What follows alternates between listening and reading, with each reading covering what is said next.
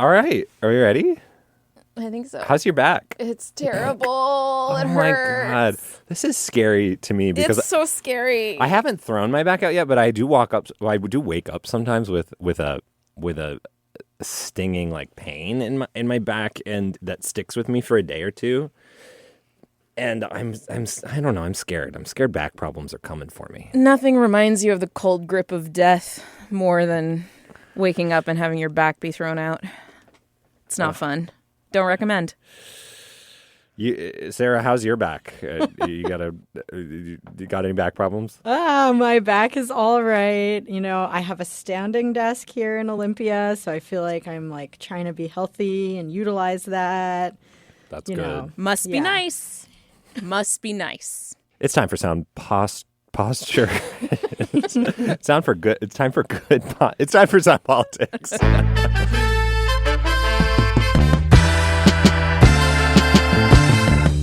Welcome to Sound Politics. I'm Libby Denkmann. And I'm Scott Greenstone, and today we're here with our state government reporter, Sarah Mises-Tan in Olympia. Hi, Sarah. Hello. Good to be here again. Good to have you. And Sarah, you're here because, and listener, this is an aside for you, if you live in Washington and have been thinking about whether or not you want to run for office. Oh, yeah. I have some news for you. You've got one more day to decide. Time to be making that decision. If you're hearing this Thursday when we put it out, I mean, if it's Friday, you got until what time? Like end of day, Sarah? Gotta hustle. 5 p.m.? You better start moving.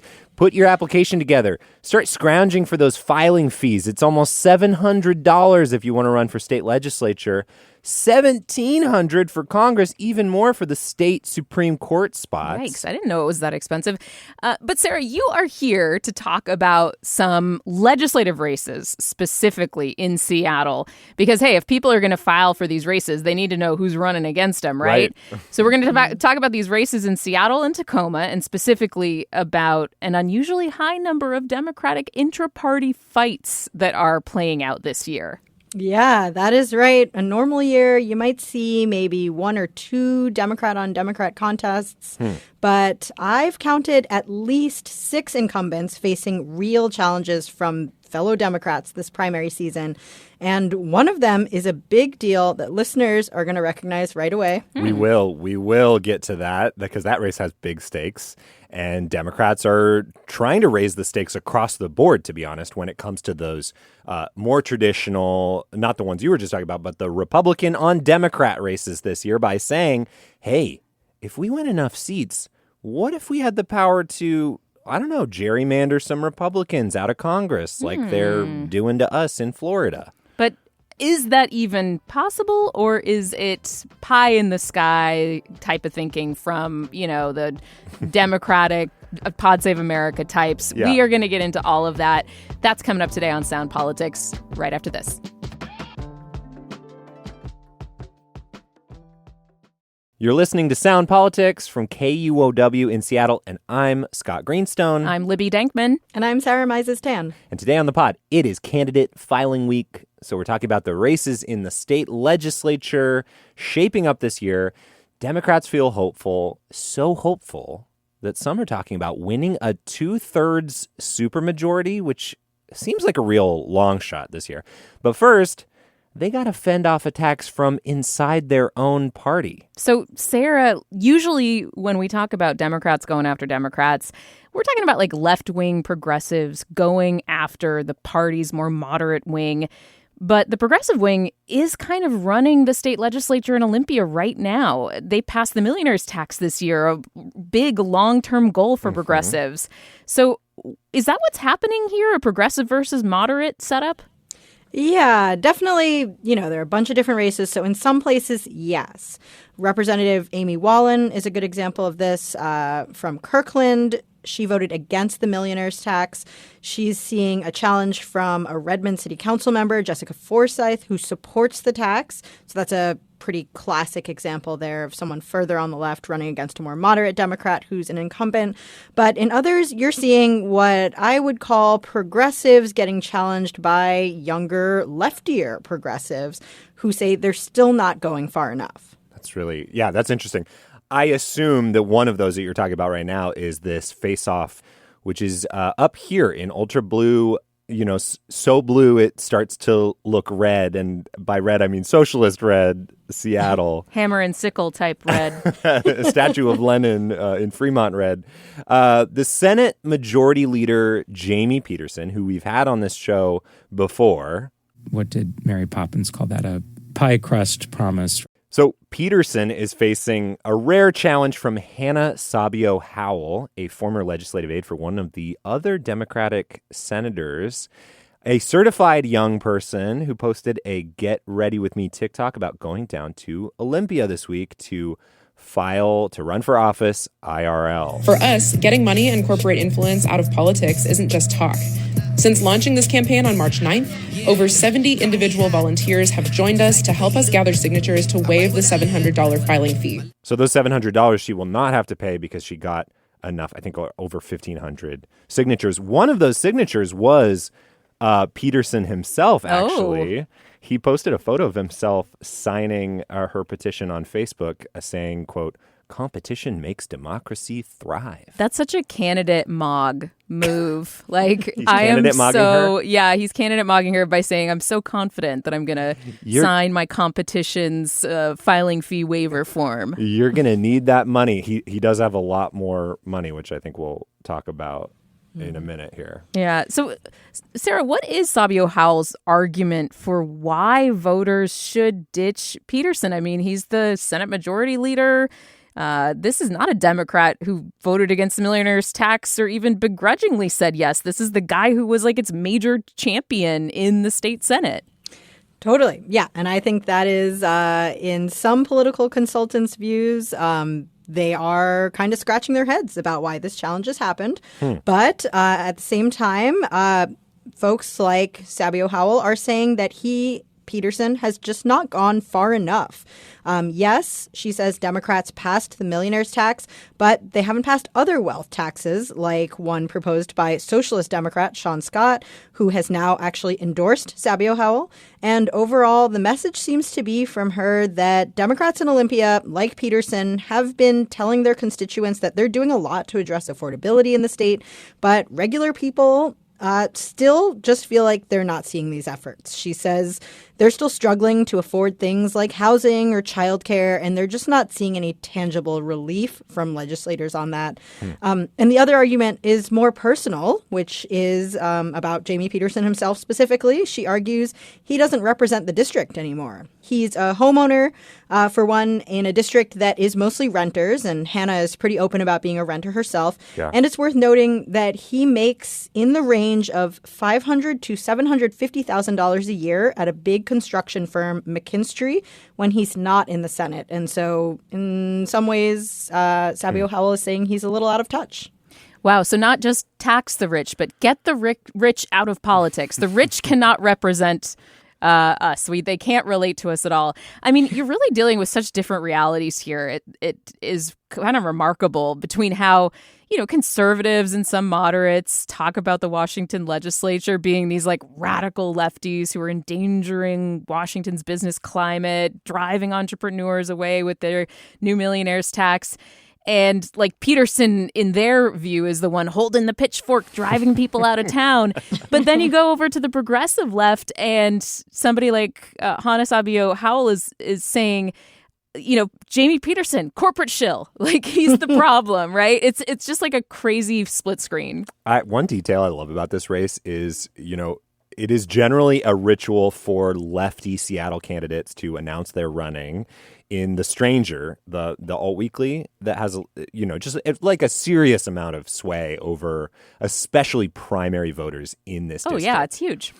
So Sabio Howell announced in a number of lefty publications on March 9th. But if you look at her story announcing her candidacy in The Stranger, the big group that pushed for the millionaire's tax bought a bunch of digital banner ads on the website. So you're reading the story about Hannah Sabio Howell announcing this challenge to Senator Peterson, and then there's several giant ads saying, "Thank you, Senator Jamie Peterson and Dem lawmakers for leadership on the millionaire's tax."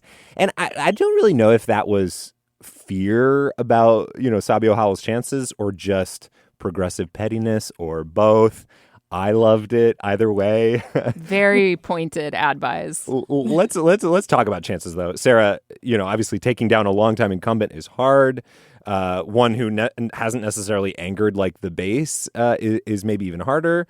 Democrat voters do say that they want some new blood in polling, and obviously Senator Peterson has been around for a long time. Do you think that Hannah Sabio Howell has any sort of a shot at Peterson? I think it's fair to say it'll be really hard. Peterson currently has more than triple her money just sitting in his war chest from years of fundraising. And the unions, who arguably wield the most influence in the Democratic Party right now, are going to stick with Peterson so far. They haven't made any indication that they're going to go over and endorse Hannah. A member of Sabio Howell's campaign did show me some screenshots of an internal poll that Peterson's campaign is considering sending out to gauge voters' interest, which I think was kind of just maybe an interesting window into things. It has some statements about Peterson and asks people to rate how truly they feel these statements reflect reality. So these are statements like, Jamie Peterson is standing in the way of real progress in Washington. Rather than fighting for expansive progressive legislation, he waters down bills to appease Republicans. This is Peterson's campaign that's sending this out? Yeah, they're testing the waters. They want to see if he's in danger. Yeah. I love it. Yeah, they want people to basically say, like, this is a very accurate statement, not accurate at all, or somewhere in the middle. Just to gauge how folks are feeling. It's kind of a litmus test, as Libby was saying, for voters, just trying to figure out where voters' top complaints about him might be ahead of the election. I mean, big picture, I think it shows that Peterson is certainly seriously thinking about Sabio Howell's campaign and how it is going to impact his campaign. Also, he's resourced enough to do that kind of research with the electorate. Sure. It's pretty common stuff. I just think it is interesting. He's clearly taking this seriously, even though he did sign her petition to waive the $700 He welcomes the filing competition. fee. He welcomes it. And he wants to know a lot about how successful it's going to be. We wanted to talk about this race because it's so important. I mean, the Senate Majority Leader getting challenged in his own backyard is a big deal. This is just one race of a bunch of intra-party imbroglios. Do you say the G in imbroglios? Imbroglios? I don't know. But anyway, these other intra-party there's a bunch of other intra-party imbroglios, as we all know. I want to know, let's just step back instead of talking about any one specific other than Peterson. I want to know about the stakes here beyond these petty, or detail-oriented policy fights. What should listeners take from this, Sarah, if they're not in the 43rd district or in Seattle? Like, I don't know. What are you kind of seeing on the stakes level? Yeah, so definitely this race is probably the most high profile that we're going to see in this primary election. But there are about, like I said, maybe half a dozen others where more progressive Democrats are challenging sitting incumbents. Political consultants have said this shows the party is shifting leftward, and that even if not all of the more progressive challengers win these seats, it's likely that their platforms will probably still influence sitting incumbents. And I think you can absolutely see that playing out here with the Peterson campaign. I've been told that this election year in particular is one where Democrat voters are just frustrated by things like inflation and housing affordability and the Trump presidency. And basically, in times of frustration, voters are more likely to ask for something new from their party or blame the people already in power, even if it has nothing to do with them or even if it's national politics, not state-level politics. And I also think we're seeing this push leftward as the Democratic Party differentiates into moderates and more progressives, in part as a result of a Republican Party that's just been weakened in Washington state by the rise of Trump, especially in the Puget Sound region. We're seeing a lot of these challenges in the Seattle area, which I think just speaks to just how weak and maybe how much of a non-starter the Republican Party is in this area and the brand. Yeah, that's interesting. I mean, It's interesting that you say you see it shifting into progressive and moderate lanes, because I would argue that, at least from what I've seen in the last decade here, it seems like we're shifting out of that. You've got somebody like Peterson, who maybe used to be a moderate, but would now be considered, I think, by many a progressive. I do totally hear what you're saying about, kind of there's a feeling when I overhear politicos in Seattle, even some elected officials talking to me off the record about, there is a feeling that Peterson shifted to the left thinking that he was probably going to get a challenge like this one from Sabio Howell, and that is happening across the party, that moderates are disappearing. Other people are afraid of getting primaried by progressives as the state shifts into more of a lefty lane. Yeah, what does the label progressive mean anymore? I mean, I feel like the majority of Democrats these days would like to call themselves progressives, but it, has kind of, that title's been expanding, and their policy positions have been shifting left, in many cases, but also just sort of the identity has become important. Yeah. I am really interested in that question that these races really pose too, that have the Democrats, progressive or center or whatever, right, done enough real impactful things for voters? Like, we talked about how some of the millionaire's tax money will go to tax relief for a specific group of low-income families, but most of it is plugging this leaking budget and trying to make the cuts less bad. And I don't know that, I don't know that the average Washingtonian will see a major impact from this millionaire's tax. We've talked about how the Democrats rebuffed suggestions of using millionaire's tax money to lower sales taxes or institute sales tax holidays. I mean, they cut some sales tax on personal hygiene items, over-the-counter medications, but definitely nothing as broad-based as, some like progressives gas. Would like. Yeah, exactly. And I'm not saying that Hannah Sabio huge. Howell or any of these progressives is arguing for a repeal of the gas tax or anything like that. But I think these are questions that these elections could answer. Yeah, I'm told kind of from the trend watchers of these challenges that a couple big items that are going to be platforms for folks who are, quote unquote, running further to the left of incumbents, they're going to be hammering on things like housing affordability and childcare. So just like kind of a couple basic tenets that we didn't really see addressed very well in this past legislative session. But super kitchen table affordability issues for sure. Yes. Yeah. Speaking of stakes here, they're not just eating their own. Democrats are actually hoping to take some seats from Republicans this year. The impacts for that would potentially be very high in terms of what they could do with a bigger caucus in Olympia. And Democrats are kind of feeling themselves with, as we've mentioned, President Trump's approval ratings. They were already pretty low in Washington. Now with the war in Iran, they're really tanking. Washington Democrats for years now have really been able to ride on that, focusing on national politics, even in local races.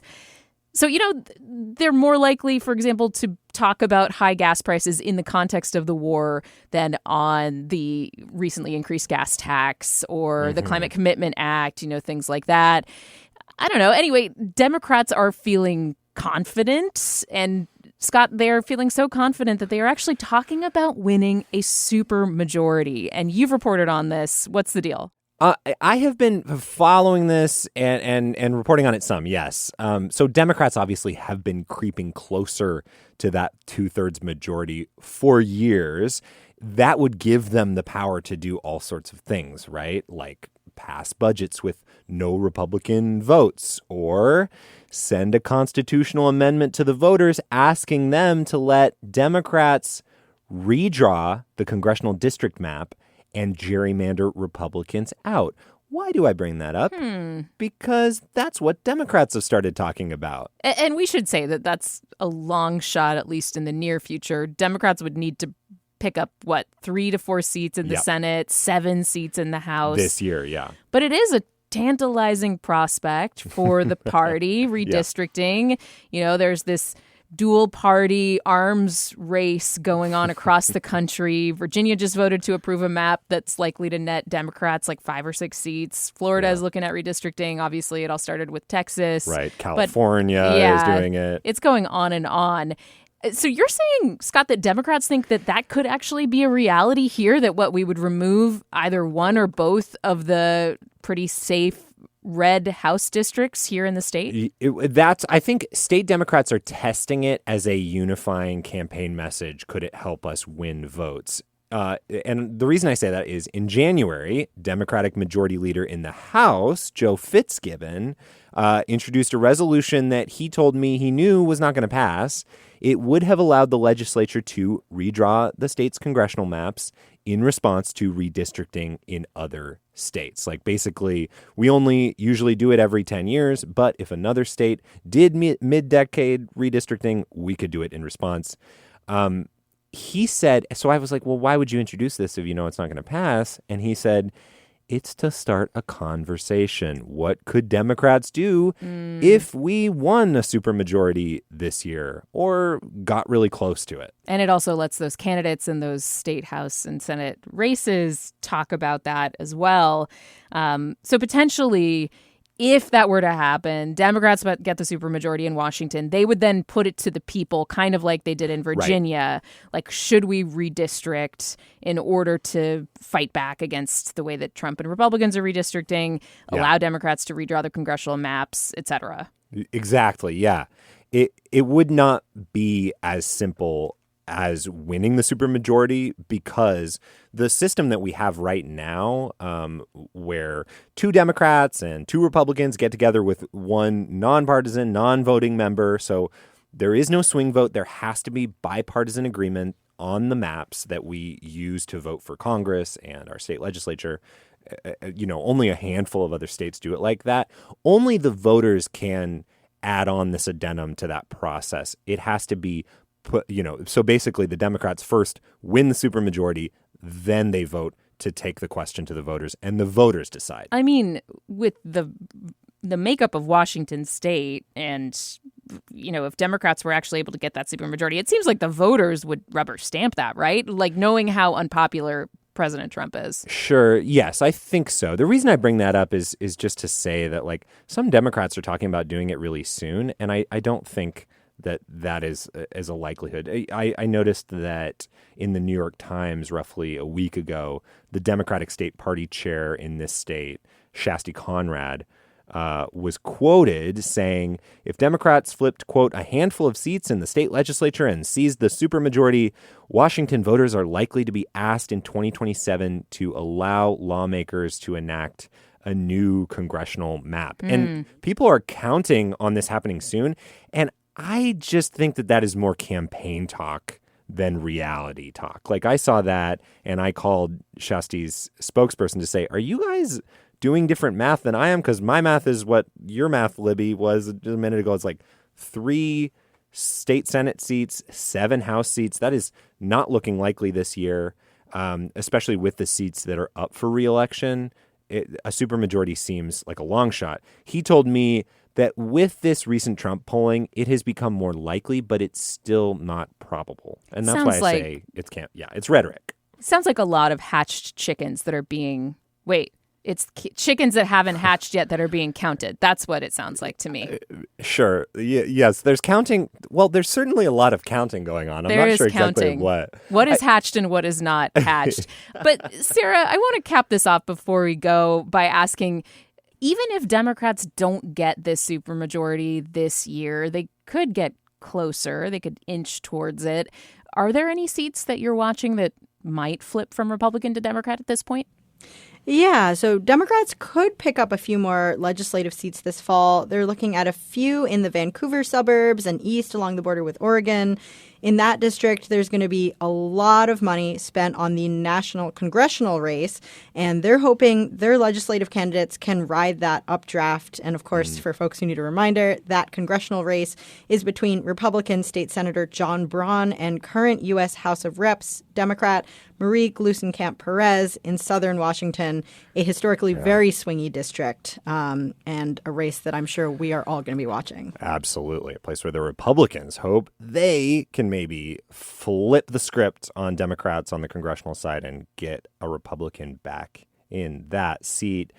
Sarah, thank you so much for coming on and being on Sound Politics. It is always great to have you on the show. Thank you, Sarah. Of course. Always a good time, guys. Sarah Meisels-Tan is our state government reporter down in Olympia. That is it for Sound Politics. I'm Scott Greenstone. Our editor is Kat Smith. Our producer is Hans Anderson. And I'm Libby Denkmann. And just a reminder, this show is only possible because of your support. Please consider a donation at KUOW.org/politics. And thanks. We'll see you next week.